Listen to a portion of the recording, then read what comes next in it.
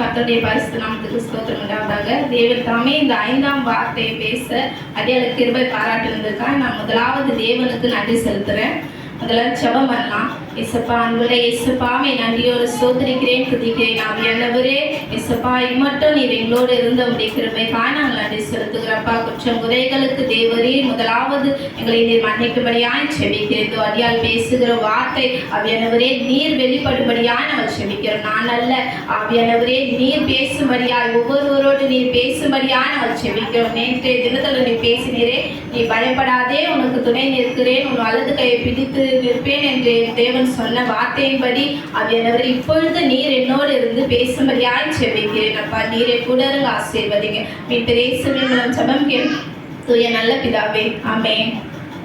தேவன் தாமே அவர் சிலுவையில் அறையப்படும் பொழுது 5ஆவதாக பேசின வார்த்தை வாசிக்கலாம். யோவான் எழுதின சுவிசேஷம் 19ஆம் அதிகாரம் 28ஆம் வசனத்தை வாசிங்க. ஒருவர் எடுத்தவங்க. அதன் பின்பு எல்லாம் முடிந்தது என்று இயேசு அறிந்து வேத வாக்கியம் நிறைவேறத்தக்கதாக தாகமாய் இருக்கிறேன் என்றார்.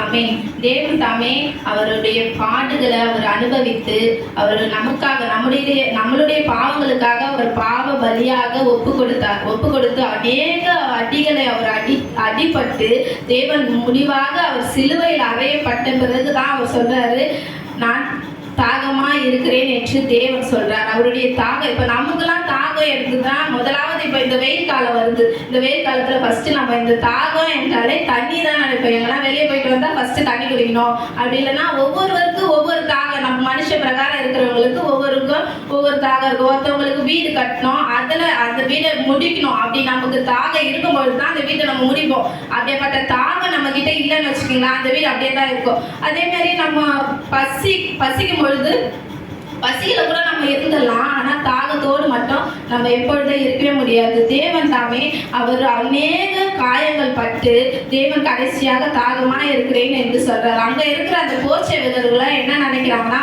அவங்க ஏசப்பாவுக்கு தாகம் எடுக்குது அப்படின்னு சொல்லிட்டு அவங்க வாசிக்கலாம். மத்தேயு எழுதின சுவிசேஷம் 27ஆம் அதிகாரம் 33ஆம் வசனத்தை வாசிக்கும்.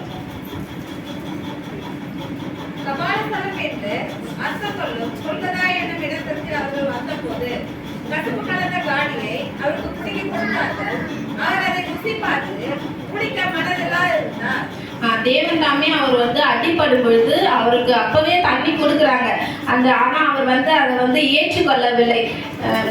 மார்க் எழுதின சுவிசேஷம் 15ஆம் அதிகாரம் 23ஆம் வசனம்.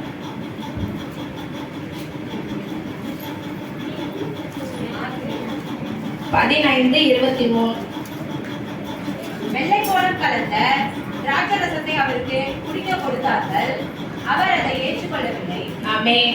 தேவன் தாமே அவர் சிலுவையில் அறையறதுக்கு முன்னாடியே அவர் பாடுபடும் பொழுதே அவருக்கு தண்ணி தராங்க. ஆனா தேவன் அந்த திராட்சரசத்தை எதையுமே அவர் ஏற்றுக்கொள்ளாத இருந்தார். ஏற்றுக்கொள்ளாத தேவன் அவர் சிலுவையில் அரைஞ்ச பிறகு எதுக்காக அவர் தாகமா இருக்கிறேன் என்று சொல்றாருன்னா, அவர் நம்மளுடைய ஆத்தும தாகத்தை குறித்து தான் அவர் பேசுகிறவராக இருக்கிறார். அவர் மரண பரியந்தமோ அவர் நம்முடைய பாவங்களுக்காக இந்த பூமியில அவர் நம்மளுடைய பாவங்கள் நம்மளுடைய பாடுகளை ஏற்கிறதுக்காக தேவன் என்ன பண்றாருன்னா சிலுவையில அறைப்பட ஒப்பு கொடுக்கிறார். ஒப்பு கொடுக்கும் பொழுதுதான் தேவன் தாகமா இருக்கிறேன். அவர் தாகமா இருக்கிறேன் என்று சொல்றது அந்த போர்ச்சவகன் தாகமா இருக்கிறேன்னு அவர் தண்ணி தான் கேட்கறாரு. ஏன்னா இவ்வளவு கஷ்டம் இவ்வளவு பாடுகள் பட்டாருல்ல, நம்ம கூட எதனா ஒரு வேலை செஞ்சோம்னா டக்குன்னு தண்ணியை தான் குடிக்கணும் அப்படின்னு நினைப்போம். அது போல அவங்க தாகமா இருக்கிறேன். ஆனா தேவன் வேத வாக்கியம் நிறைவேறத்தக்கதாய் அவர் தாகமா இருக்கிறேன் என்றார். இந்த ஆத்துமாக்களை சேர்க்கிறதுக்காக தேவன் தாகமா இருக்கிறேன் அப்படின்னு சொல்றாரு. ஏசாயா 53ஆம் அதிகாரம் 11ஆம் வசனத்தை வாசி.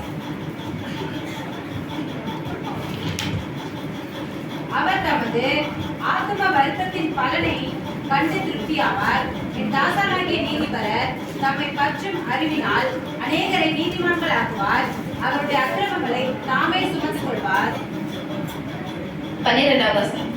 அவர் தன் ஆத்துமாவை மரணத்தில் ஊற்றி அக்கிரமக்காரரில் ஒருவராக எண்ணப்பட்டு அநேகருடைய பாவத்தை தாமே சுமந்து அக்கிரமக்காரருக்காக வேண்டிக் கொண்டதின் நிமித்தம் அநேகரை அவருக்கு பங்காக கொடுப்பேன். பலவான்களை அவர் தமக்கு கொள்ளையாக பங்கிட்டுக் கொள்வார். ஆமென்.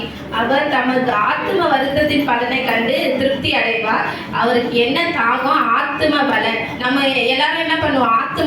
இப்போ நம்ம வந்து இலவசமா அவர்கிட்ட பெற்றுக்கணும். ஆனா நம்ம யாருக்காவது ஏசப்பா பத்தி அறிவிக்கிறோமா? அவருடைய ஆத்ம தாகத்தை நம்ம தீர்க்கிறவங்களா இருக்கிறோமா அப்படின்னு பார்த்தா இல்லை. ஏன்னா நம்ம ரட்சிக்கப்பட்டு எவ்வளவு நாட்கள் இருக்கோம், ஆனா நம்ம ஏசப்பா பத்தி நம்ம ஒருத்தருக்கும் சொல்லியிருக்க மாட்டோம். ஏன்னா தேவன் எதற்காக அவர் இந்த பூமியில வந்தார்னா நம்மளுடைய ஆத்மாக்களை ரட்சிக்கிறதுக்காகத்தான் அவர் வந்தார். அதனாலதான் தேவன் கடைசியா பேசும்பொழுது சொல்றாரு, நான் தாகமா இருக்கிறேன் என்று. ஒரு பாடல் கூட பாடுவோம்.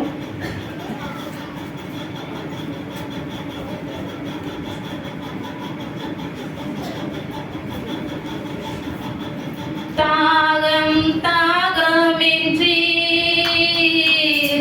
எனக்காய் ஏங்கி நின்றீர். தாகம் தாகமின்றி எனக்காய் ஏங்கி நின்றீர். பாவங்கள் சுமந்தீர், பரிகார பலியானீர். என் பாவங்கள் சுமந்தீர், பரிகார பலியானீர். அன்பே கல்வாரி அன்பே, உம்மை பார்க்கையிலே என் உள்ளமுடையுதப்பா. உம்மை பார்க்கையிலே என் உள்ளமுடையுதப்பா.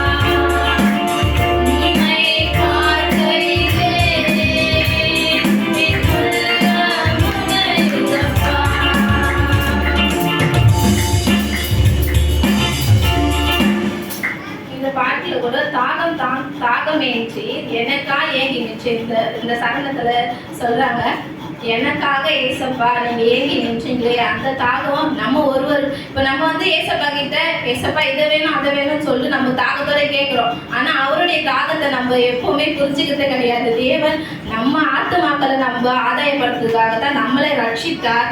அவருடைய தொண்டு செய்யறதுக்காக தான் நம்மளை வந்து அவரு பாடுகளை பட்டு நம்மளை வந்து ஏற்றுக்கொண்டார். தேவன் தாமே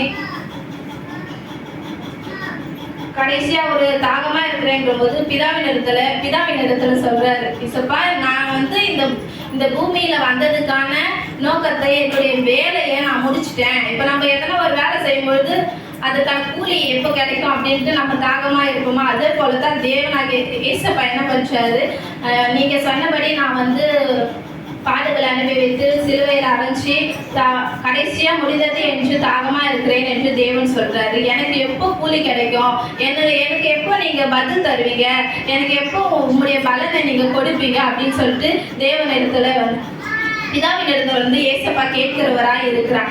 அவர் வந்து சங்கீதம் 41:1-2 வசனம் வாசி.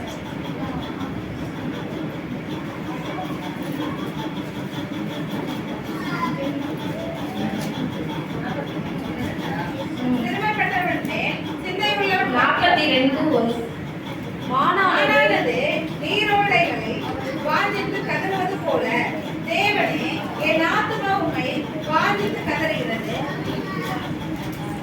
என் ஆத்துமா தேவன் மேல், ஜீவனுள்ள தேவன் மேலேயே தாகமாய் இருக்கிறது. நான் எப்பொழுது தேவனுடைய சன்னதியை வந்து நிற்பேன். ஆமென். இங்க தாவீது சொல்றாரு சங்கீத பாட்டுல, மானானது நீரோடையை வாஞ்சித்து கதறுவது போல தேவனே ஆத்துமா உண்மையே வாஞ்சித்து கதறுகிறது. அவருக்கு இருக்கிற வாஞ்சை நம்ம கிட்ட இருக்குதா? இல்ல.